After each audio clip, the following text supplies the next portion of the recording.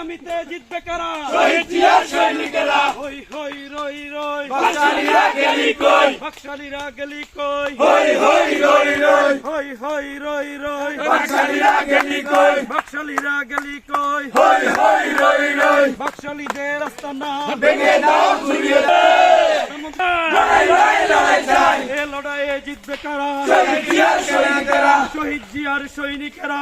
এই লড়াইয়ে জিতবে কারা? যুগে যুগে জিতত কারা? শহীদ জিয়ার সৈনিক। বাকশালীরা গেলি কই? সন্ত্রাসীরা গেলি কই? হই হই রই রই। সন্ত্রাসীদের আস্তানা ভেঙে দাও, ঘুরিয়ে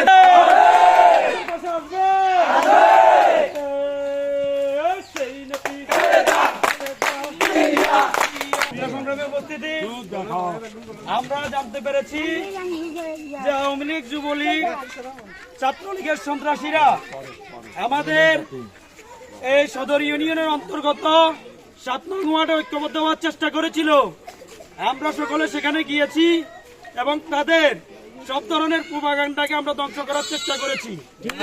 আগামীতে প্রত্যেকটি পাড়ায় পাড়ায়, মহল্লায় মহল্লায় অবৈধ খুনি হাসিনার প্যাচিস, হাসিনার দোষকদেরকে আমরা প্রতিহত করবো ইনশাআল্লাহ। ইনশাআল্লাহ আমরা বিশ্বাস করি বাংলাদেশ জাতীয়তাবাদী দল বিএনপি অতীতীয় জনগণের সমর্থন নিয়ে রাষ্ট্রীয় ক্ষমতায় এসেছে। সুস্থ নির্বাচনী ব্যবস্থা যদি ফিরে আসে, বাংলাদেশের জনগণ আবারও দানের শীষ প্রতীকে তারা তাদের আস্থার প্রতীক পালন ঘটাবে ইনশাআল্লাহ।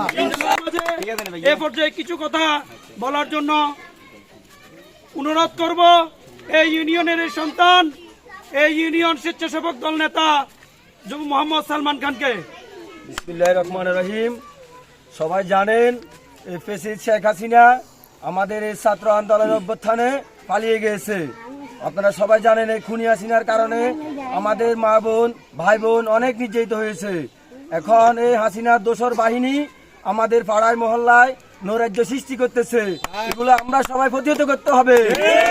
আমি একটা কথা বলতে চাই, তাদেরকে যারা জায়গা করে দেবে তাদের বিরুদ্ধে আমরা সাংগঠনিক ব্যবস্থা নেব। তাদেরকে কোনো ঠাঁই দেওয়া হবে না এই বাংলার মাটিতে বলে আমার বক্তব্য শেষ করলাম।